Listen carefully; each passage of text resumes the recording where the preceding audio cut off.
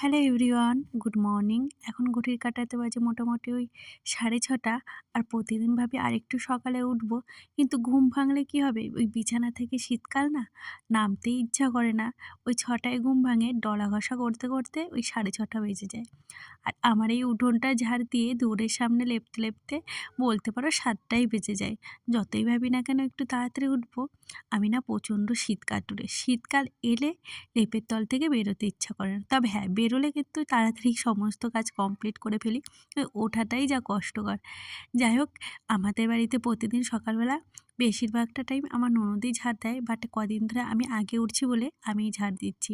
আর ওই যে উনুনটা দেখছো, ওটা না প্রতিদিন আমি ওই গামলাটা দেখলে ওটা দিয়ে ঢেকে রাখি। কেননা রাতের বেলা অনেক সময় কুকুর ভেঙে ফেলে, কিংবা দেখো আমরাই অনেক সময় রাতের অন্ধকারে কেননা পা ঢুকে যায়, এটারই ভয়। যার জন্য ঢাকা রাখলে ওটা সেফ থাকে। আর আজকে আমার বরকে বলেছিলাম তুমি কিছুটা আলো জালে ভিজিয়ে রেখো, আর ও যে আমার খাটনি দ্বিগুণ বাড়িয়ে দেবে সেটা আমি কি করে জানবো। ও মানে আমিও সঠিক জানতাম না যে ওই চালগুলো অতটা কুড়ো আছে আর কি। বাড়ির ভাঙানো ধান তো, তাই ঝেড়ে ভিজালে ভালো হতো।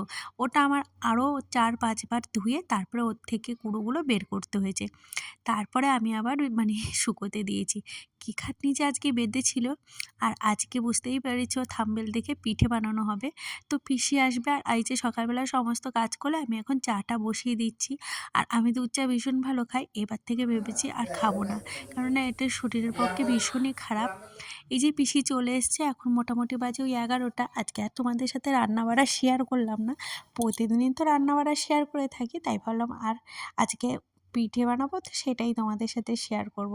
আর পিসি আসার সময় একটা পাকা পেঁপে নিয়ে এসেছিলো, আর আমার মেয়ের বায়না পেঁপেটা কেটে দাও, ও তখনই খাবে। মানে আমরা সবাই পেঁপে ভালো খাই, তবে পেঁপেটাও তো টেস্ট ছিল না আর কি।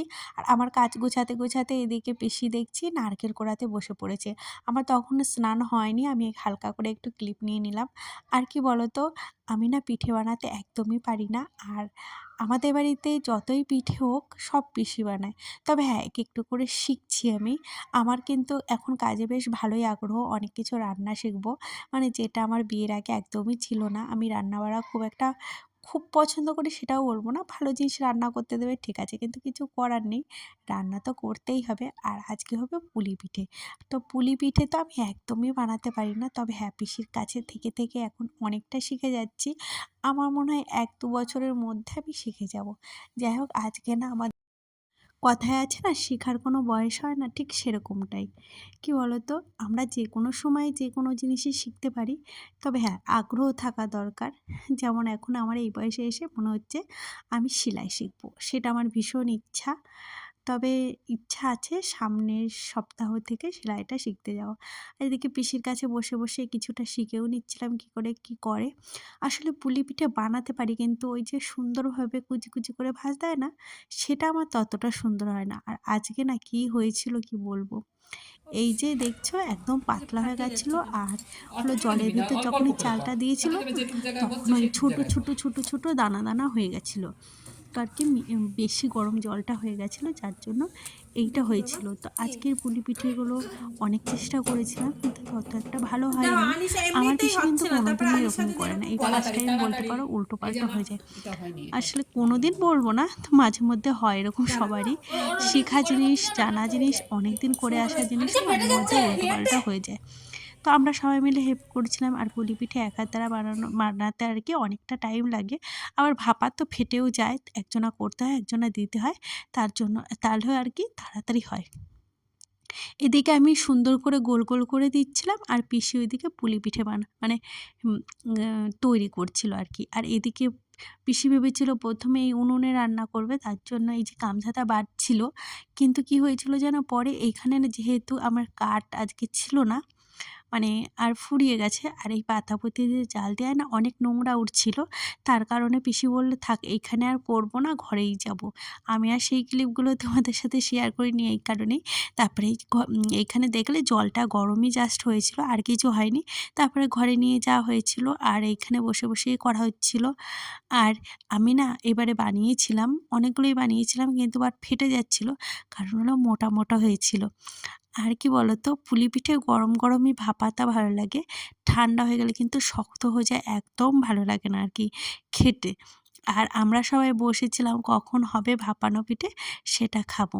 আর দেখেছো কি সুন্দর পুলি পিঠেগুলো হয়েছে, আমার তো ভীষণ ভালো লাগে খেতে। বিয়ের আগে আমি পিঠে খুব একটা খেতাম না, কিন্তু এই বিয়ের পরে না সবার খাওয়া দেখে আমারও খেতে খেতে এখন ভীষণ ভালোবেসে ফেলেছি। আর দেখো কি সুন্দর ফুলেছে, তাই না? যাই হোক, কে কে ভালোবাসো পুলি পিঠে কিংবা যে কোনো পিঠে কমেন্ট করে জানিও। আর কাদের কাদের বাড়ি পিঠে হয়েছে সেটাও জানিও। যাই হোক, আজকে আর ভিডিওর ক্লিপ নেওয়া হয়নি, খাওয়া দাওয়া করে পিসি চলে গেছে। আর আজকে সারাদিনে রেস্ট পাইনি, তাই আর ভিডিও অন করা হয়নি। রাতে সিদ্ধ ভাত রান্না করেছিলাম আর পিঠে ছড়া পিঠেও হয়েছিল, সেই সব কোনো ভিডিও নিইনি, ফোনে চার্জ ছিল না। যাই হোক, ভিডিওটা কেমন লাগলো প্লিজ জানিও। আর তোমাদের অনেক অনেক ভালোবাসা রইলো আমার ভিডিওটা দেখার জন্য। আর ভিডিওটি যদি কোথাও একটু তোমাদের ভালো লেগে থাকে আর কি, তাহলে প্লিজ একটা লাইক আর কমেন্ট করো। তো আজকের মতো টাটা, দেখা হবে আবার একটা নতুন ভিডিওতে। তো চেষ্টা করবো এবার থেকে প্রতিদিন ভিডিও দেওয়ার, বাট আমি যতই চেষ্টা করি না কেন হচ্ছে না, জানি না কেন, মানে টাইম হচ্ছে না। যাই হোক, আজকের মতো টাটা, দেখা হচ্ছে নেক্সট ভিডিওতে।